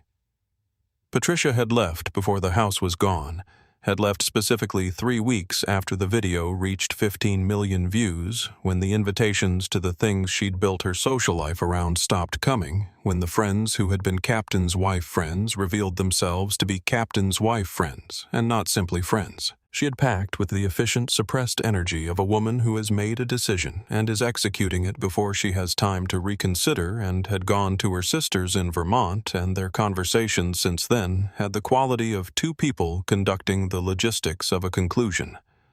Some nights, standing on the small balcony of the studio in Queens which faced east, and therefore gave him a view of nothing except other buildings, and above them the sky. He would hear the aircraft. JFK was close enough that the approach and departure paths were a constant presence. The navigation lights blinking in sequences he could read the way other people read street signs, that amber pulse was a 777 on approach, that climbing steady light was a narrow body heading northeast, and he would stand there in whatever the weather was doing and track them until they disappeared, and think about the fact that the sky had not changed. The sky was exactly what it had always been. He was the thing that had changed position. He thought on those evenings about 32 years. He thought about what he had believed, and about the specific shape of a belief that tells you your judgments are always correct, and your instincts always sound, and your authority always deserved, and how that belief held long enough stops feeling like a belief and starts feeling like a fact, and how the distance between those two things is where everything goes wrong. He was not a man given to apology. He had not been raised toward it and had not practiced it, and did not know even now precisely how to perform it in a way that wasn't somehow still about him. But standing on the balcony, watching the planes, he thought about a girl reading a book. He thought about a canvas tote bag and a battered pair of sneakers, and the expression on her face in the aisle of the aircraft when she said, "You are making a mistake that you are not going to be able to take back the complete non-emotional accuracy of it. The absence of threat or plea, just the statement of a fact by someone who already knew the fact, and he understood in the way that comprehension sometimes arrives after action rather than before it what he had been looking at when he looked at her. He had been looking at a person. He had been looking at a person, and he had seen something else, and that was the whole of it. The entire explanation and the entire sentence contained in one ordinary and devastating truth. James Okafor had replayed the moment in the cockpit doorway approximately 600 times in the month after it happened, which was a conservative estimate, and the replay was always the same. The view down the aisle. Harlan's back, the girl in one. A sitting very straight with her book closed in her lap. The expression on her face that communicated something James recognized had in fact carried in his own body in various rooms over the years, and the 4 seconds he'd stood there before stepping back into the cockpit and sitting down and looking at the instrument panel. He had told himself in those 4 seconds that it wasn't his place, that the captain's authority was the captain's authority, and that James's career was 3 years old, and he had a great deal more of it ahead of him if he didn't burn it down on his first major route assignment. He had told himself these things, and they were not lies. They were accurate representations of the pressures that existed, and he had sat down, and the moment had passed. And for the remaining 40 minutes, until the aircraft was turned around, he had run checklist responses and radio acknowledgments, and performed every procedural function of his role with precise mechanical competence, and had not said a single word that was not directly required by the task in front of him. He had flown the return leg with Captain Reeves, who did not speak about what had happened, except once briefly taxiing out when she had said in the cadence of a statement, rather than a question, "You tried to tell him before the cabin walk." James had confirmed this. She had nodded. They had not discussed it further, but James had not stopped discussing it with himself. He was 20 minutes into a scheduled off day, 3 weeks after the incident, when he received a call from the office of Elijah Coleman's executive assistant, asking whether he would be available to meet Mr. Coleman at a time of his convenience, at a location of his preference. The courtesy of the phrasing. The time of his convenience, the location of his preference, was itself disorienting, the kind of language that communicates, among other things, that the person requesting the meeting understands that the person receiving the request has no particular obligation to accept it. James chose a coffee shop in Brooklyn near his apartment because he wanted to be on ground that felt like his own. Elijah Coleman arrived alone without an assistant in a car he drove himself, which James had not expected, and he ordered black coffee and drank it without looking at his phone, which James had also not expected. "I wanted to thank you," Elijah said, "for telling the investigators that Zara said you tried to stop him. She told me the same thing." "I didn't stop him," James said. "I stood in a doorway for 4 seconds, and then I sat down." "I know," Elijah said. He said it without judgment, which was its own form of judgment, the kind that comes from someone who has thought carefully about the difference between condemnation and accountability. "What I want to ask you is whether you've thought about why." James had thought about almost nothing else for 3 weeks. He told Elijah with the direct honesty of someone who has decided that the only version of this conversation worth having is the one where he doesn't manage his own presentation about the career math, about the authority structure, about the very specific way that the aviation world distributes consequences for challenging command, and about the fact that all of those things were real, and also that he had known in the 4 seconds in the doorway that they were not the actual reason he stepped back in, that the actual reason was simpler and less defensible than any of them. Elijah listened to all of this without interrupting. When James finished, he said, "The structures that make it hard to stand up in moments like that one, they're not accidents. They were built, and they stay up because enough people at enough moments make the calculation you made." He paused. "That's not an accusation. I made versions of that calculation myself at the beginning, and I made them for longer than I should have. What I found eventually is that the calculation gets cheaper each time you make it.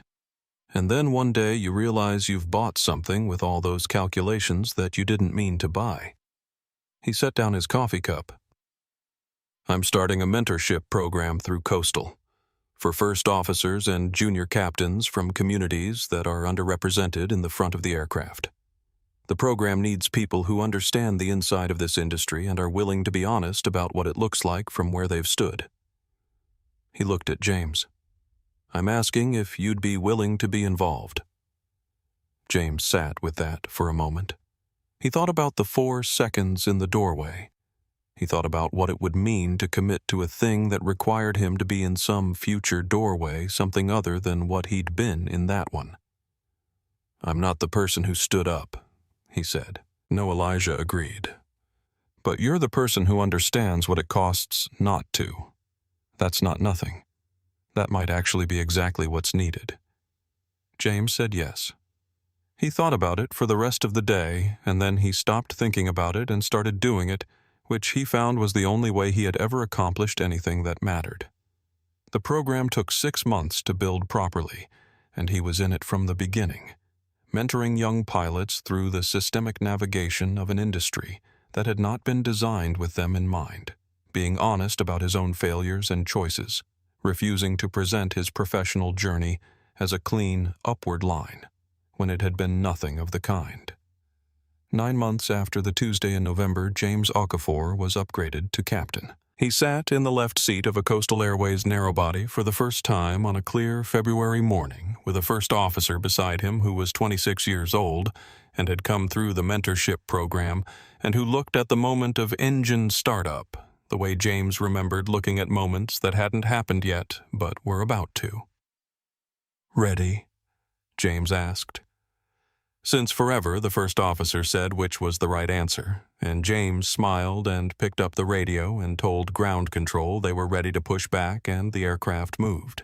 JFK Terminal 4 in December had a particular quality of energy that it shared with few other spaces on Earth, the specific human density of a place where millions of individual journeys intersect and briefly occupy the same square footage before radiating outward again in every possible direction, each one carrying its cargo of anticipation or relief or grief or obligation, the whole compressed together under one enormous roof and illuminated by the slightly too bright overhead lighting that makes everyone's face look slightly more awake and slightly more tired than they actually are. The holiday decorations had been up for 3 weeks and were at the stage where they had become invisible to anyone who worked there, simply part of the background texture of the space and very visible to everyone arriving from outside who saw the lights strung along the retail concourse and the enormous star above the central atrium, and felt, regardless of their feelings about the season itself, the particular atmospheric shift that those visual signals produce, the involuntary adjustment of emotional register toward something slightly warmer than the register you brought through the doors. Zara Coleman came through the arrivals entrance on the departures level. She'd taken the air train from Jamaica, as she always did, because the air train was efficient, and she valued efficiency, and because there was something she genuinely liked about arriving at an airport, the way most people arrived through the ordinary systems, rather than around them wearing a navy blazer over a white shirt and tailored dark trousers, her braids down and loose around her shoulders, a rolling carry-on behind her, and the same scuffed canvas tote bag over one shoulder. She was 21. She had graduated 8 months early with honors in computer science and public policy, a combination that had puzzled some of her professors and made complete sense to her. She was currently in the middle of building something, an initiative that lived at the intersection of those two fields that used technology to track and document patterns of treatment in public-facing industries, travel included. And she was here today, not primarily as a traveler, but as the founding director of the Coleman Access Initiative, which was holding its first-year ribbon cutting inside Terminal 4 in 40 minutes. The initiative had come from the Tuesday in November 2 years ago, in the way that some things come from difficult experiences, not directly. Not as a simple conversion of pain into purpose, which would be too clean a story, but obliquely the way water finds its path, not by going straight, but by finding the available channels, the possible routes. She had been thinking on the flight home from London after her term ended, about all the people who sat where she'd sat and had no father to call on the private line. She had thought about that for 3 weeks, and then she had started making notes, and the notes had become a plan, and the plan had found funding partly through her father and partly through the kind of institutional interest that attaches to an idea that is both technically rigorous and politically undeniable. Her father was meeting her inside. Jonathan Webb had offered to send a car. She had thanked him and declined. She moved through the terminal with the easy, undramatic efficiency of someone completely at home in an airport, and the crowd parted around her with the small, instinctive adjustments of busy people navigating a busy space, and she was 20 feet from the security checkpoint when she heard it. Shoes off, laptops out, belts in the bin. Let's keep it moving, people, we don't have all day. The voice came from the mouth of the TSA lane directed at a family with too much luggage who were trying to figure out who was going to hold the baby while both parents removed their shoes, and it was the voice of someone who had spent a long time performing authority in a small space and had developed for that purpose a specific register, flat tight, the verbal equivalent of a door held open for the exact minimum of time required for you to pass through it. Zara didn't recognize it for a full 3 seconds. Then she did. She stopped walking. Not dramatically, not with any visible reaction that the people around her would have noticed as anything other than a momentary pause, the kind people make when they're checking their pocket for a boarding pass. She stopped and she looked toward the security lane and she located him. Harlan Cross was wearing a blue TSA uniform that fit poorly across the shoulders, the fabric straining at angles that his previous uniform had never strained. And he looked older in the way that people look older, when the external scaffolding that kept them looking a particular way has been removed, the job title, and the authority, and the institutional identity that had been holding something in place, and he was holding a gray plastic bin and directing it at the family with the baby with the specific impatience of someone performing a role they have not made peace with. Zara stood and looked at him. The crowd moved around her. She thought, I didn't expect this. Then she thought, yes, you did. You expected this, or something like this, and you never thought about what you would do when it happened. She reached into her tote bag, found her phone, and sent a single text to her father. Running 2 minutes late. I'll explain when I see you. Then she put the phone away and kept walking. She approached the security checkpoint from the side the way you do when you have TSA pre-check and are navigating toward the dedicated lane, and this route took her past the general lane at an angle that gave her a clear sight line to where Harlan was standing, a distance of perhaps 15 feet, and at some point in that traversal he looked up. The crowd between them was in constant motion, rollerboards and backpacks and laptop bags and children who kept changing direction. But there was a moment of stillness in the crowd's movement, a brief window, and in that window, their eyes met. She watched the recognition cross his face. It was not immediate. There was a half-second where she was just a person in a navy blazer, and then the features resolved into something specific, and his expression underwent a rapid, involuntary sequence of changes that she followed with the detached attention of someone watching weather move across a landscape. The recognition itself which contracted his face. Then something that looked like a reaching for composure that didn't fully arrive. Then beneath both of those, the thing she hadn't expected and had no category for, which was something that looked without any performance or theatricality, simply like exhaustion. He was holding the gray plastic bin in both hands, and his hands tightened on it when he saw her. She could see that from 15 feet away, the whitening of the knuckles, the small, muscular adjustment of a grip that had nowhere to go. The family in front of him, the one with the baby, was still negotiating their shoes, and for a moment, Harlan was simply suspended there between his job and his recognition of her. The bin in his hands, the noise of the terminal around him, and the question of what happened next held open between them. She read his posture the way she had learned to read it. She had thought if she ever saw him again, and she had thought about this exactly twice in the quiet of late nights when the brain goes where it wants to, rather than where you direct it, she had thought she would feel anger or its residue, the specific hardened sediment that difficult experiences deposit in the body. She had thought she might feel the particular satisfaction of witnessing a consequence, the clean, almost mathematical pleasure of a symmetry achieved.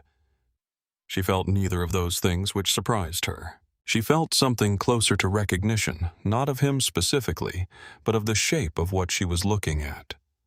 A person who had chosen wrong, who had been shown the cost of the choice, who was now living inside that cost day after day, in a building he probably passed through. She calculated approximately 300 days a year. She felt something close to not pity, because pity requires looking down. And she was not looking down. She was looking straight across level, something more like the acknowledgement you give to gravity, the recognition of a force doing exactly what forces do. He was bracing himself. She could see that too. The slight squaring of the shoulders, the small preparation of a man who has decided that whatever is coming, he will not flinch from it. He was waiting for her to point him out, to say something to the people around her. To use the cameras she'd arrived with, she had a small media contingent with her for the ribbon cutting, and they were behind her now to make him the subject of a moment that would live online the way the first moment had lived online. She made her decision in the space of 2 footsteps.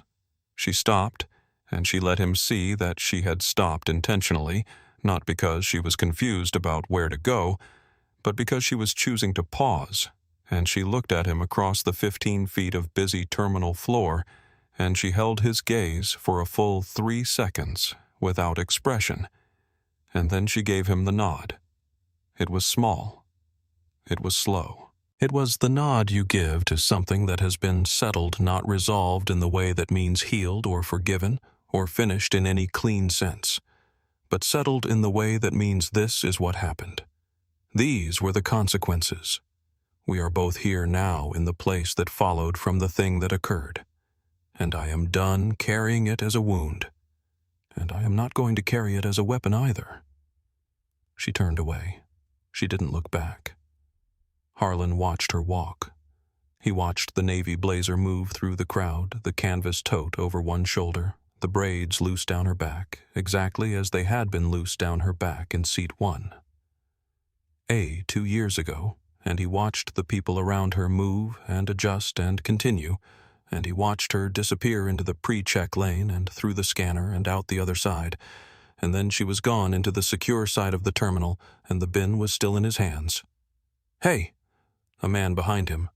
Medium impatience. "You going to scan this bag?" Harlan set the bin on the conveyor belt. He ran the standard verbal cue. "Sir, can I ask you to remove the laptop from the bag?" And he processed the bag and moved to the next person and kept the lane moving, which was the job, which was what the job required. He had thought in the months after the termination that the worst moment would be the last one, the meeting room, the signed paper, the walk out of the administrative building with the cardboard box. He had thought that was the nadir, the final point of descent, and that everything after would be reconstruction in some form, a rebuilding, however slow, of something that resembled a life recognizable to the man he'd understood himself to be. He had not accounted for the quality of the ordinary days. He had not accounted for the way that the worst thing about a fall of this kind is not the moment of impact, but the long, continuous experience of standing in the place you landed day after day among people who don't know your history, and a world that does know it and will periodically remind you in unpredictable ways. A video still circulating on a platform, a search result. A passenger in the pre-check lane whose face takes a second to place. He had not accounted for the nod. He had spent approximately 12 seconds preparing for every possible alternative to the nod, and she had given him the one he hadn't prepared for. He thought about what the nod said. He had time to think about it because the job gave him time to think, which was different from the 32 years of flying which had filled all available space with procedure and checklist and radio calls and the vigilant attention of a man responsible for 300 lives in the air. This job filled much less of the available space, and what remained was his to occupy as he could. He thought the nod said, "I see you." It said, "I am not diminished by what you tried to do to me," which means you could not actually do it, which means your perception of what you had over me was false from the beginning. He thought the nod said, "I am done with this," in a way that he himself was not yet done with it, that he might not be done with for a long time. He thought about Zara Coleman at 19, sitting in a leather seat, reading a book, doing nothing that required any response from any person, possessing nothing that needed to be scrutinized or questioned or challenged. and he thought about the specific heat that had started in the back of his neck when he'd first seen her, and what that heat was made of. Not professionalism, not safety instinct, not any of the things he'd called it in the hearing room, just the raw, uncomplicated refusal of his own assumptions to accommodate a reality that contradicted them, and the willingness he'd had in service of those assumptions to use everything available to him against a 19-year-old girl with a canvas tote bag and a paperback. He ran the lane. The conveyor moved. Bins went in and bins came out, and people collected their laptops and their shoes and their belts and moved on toward their gates and their flights and the places they were going that had nothing to do with any of this. Through the floor-to-ceiling windows, behind the security checkpoint, past the tarmac, where the ground vehicles moved in their purposeful patterns. A Coastal Airways 777 was slowly turning onto the runway, its navigation lights blinking the sequence Harlan could still read, automatically could still hear in his bones. The engines built to their pre-takeoff crescendo held it, then released, and the aircraft began to move, gathering speed with the particular relentless acceleration of something built for a different element than the one it was currently crossing, and then the nose lifted, and then the main gear lifted, and then the aircraft was in the air. Harlan watched it until the gear retracted, and the shape of it simplified against the pale morning sky, and it banked and climbed and was gone. "Sir." Someone behind him. Another bin. He turned back to the conveyor belt.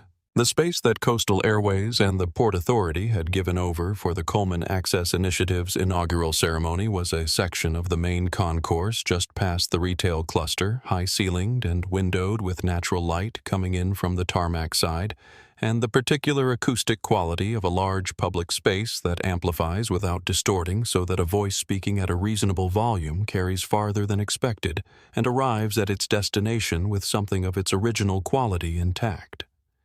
They had set up a small stage, not elevated, just a cleared area with a microphone stand and a banner, and to one side a row of chairs for the 50 young people who were the first cohort of Access Initiative scholars. They ranged from 17 to 24 years old, some of them still in the slightly rigid body language of people who are not yet used to wearing blazers, others moving with the looser ease of people who've been told enough times that they belong somewhere that they've started to believe it.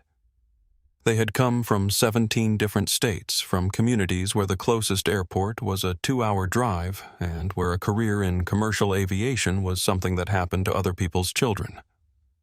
They were here now in an airport terminal 5 hours before their first ever flight in the jump seats of a Coastal Airways training aircraft, and the anticipation in the row of chairs was the kind that comes from something real being about to happen. Elijah Coleman stood just off the cleared area near the banner and watched his daughter walk to the microphone with the expression of a man who has spent 21 years watching a person become themselves and has not gotten used to it and expects never to get used to it.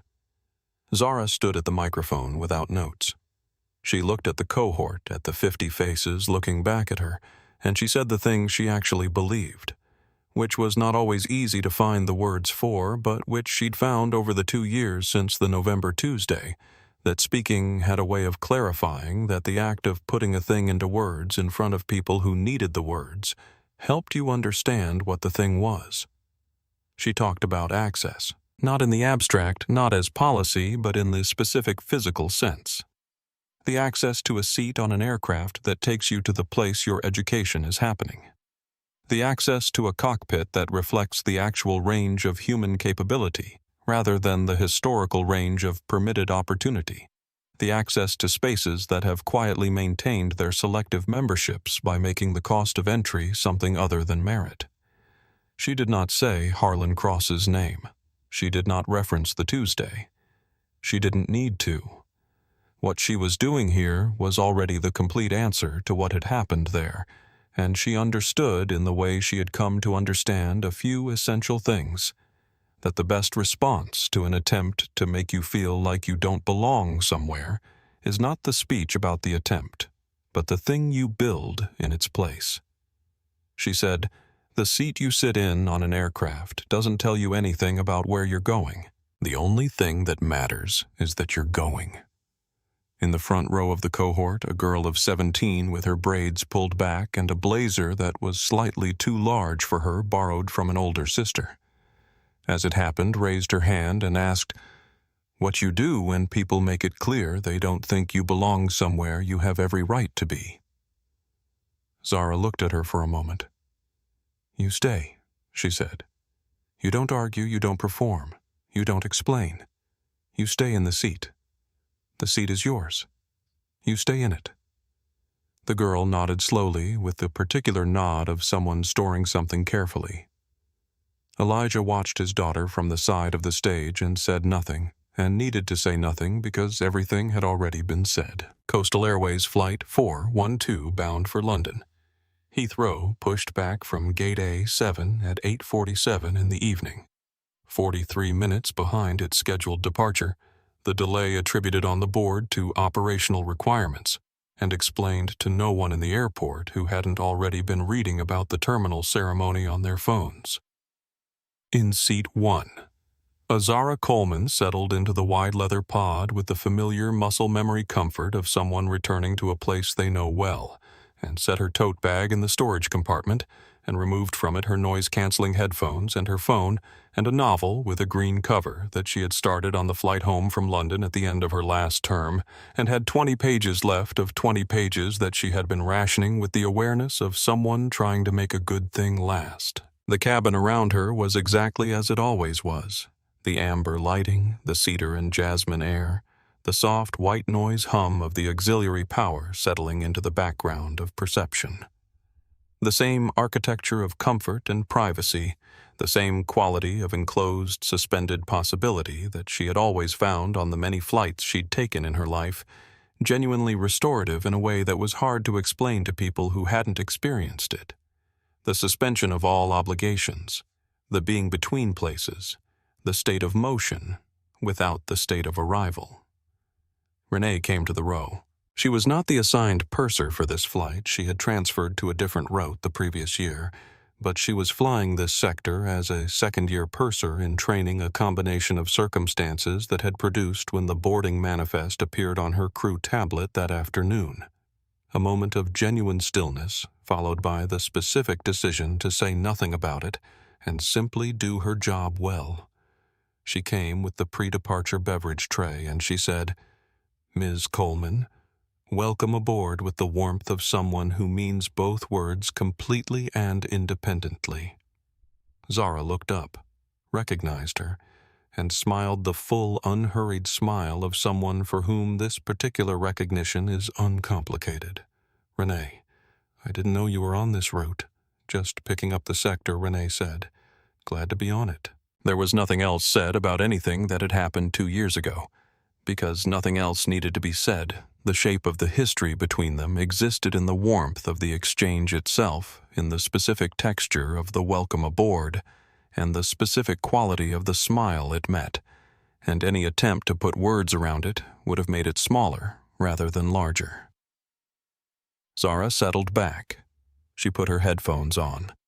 She opened the novel to her place, which she'd marked with the boarding pass for this flight, which struck her briefly as having a certain completeness to it, and she looked at the 20 remaining pages and decided not to ration them anymore. The aircraft pushed back. The engines spooled up with the familiar vibration bone-deep and reassuring that she had felt on more flights than she could count. The 777 taxied through the dark, the runway lights sliding past the window in their amber rows, and then the aircraft turned onto the runway and held for a moment, and then the engines released. The acceleration pressed her back into the seat, the way acceleration always did, and she let it, and she watched through the oval window as the runway surface blurred and the terminal lights streaked, and then the nose lifted and the ground fell away, in that always slightly surprising way. The way that never entirely loses its capacity to register as remarkable, no matter how many times you felt it. The aircraft climbed. The lights of the airport contracted below, then the lights of the city around it. Then the whole dense spread of the metropolitan area, with its grid and its bridges and its rivers, catching the light and then cloud, gray and dense and impenetrable. For a moment the windows going white, blank, and then through it and above it. Above the clouds, the sky was dark and enormous and completely clear, and the stars were the specific stars you only see at altitude where the air is thinner and the atmosphere between you and them is less. And they burned with the quiet, certain constancy of things that have been there for a very long time and will be there for a very long time after. Zara looked at them for a moment. Then she looked at the page in front of her and she read. 6 weeks after the ribbon cutting the Coleman Access Initiative announced its first class of pilot scholarship recipients, 12 young people who would begin flight training in the spring. The Coastal Airways Board approved a new passenger rights framework co-developed with civil aviation regulators, expanding the documented grounds on which a passenger can formally contest a captain's removal decision. Harlan Cross filed his final appeal to the FAA License Review Board in March. The board denied it in April, citing the completeness of the documentary record. He did not file again. James Okafor was named to Aviation Week's annual list of emerging leaders in commercial aviation the following year. In the profile, he was asked what had shaped his approach to leadership. He said, "I learned what silence costs. I learned it once at a specific moment in a specific doorway. I've been trying to spend down that debt ever since." Zara Coleman landed at Heathrow at 8:12 in the morning, walked through arrivals into the gray London daylight, took the express to Paddington, and went to her exam. She was 12 minutes early. If this story moved you, please share it and consider subscribing to our channel for more stories about dignity, justice, and the people who refuse to be made small. We'll see you in the next one.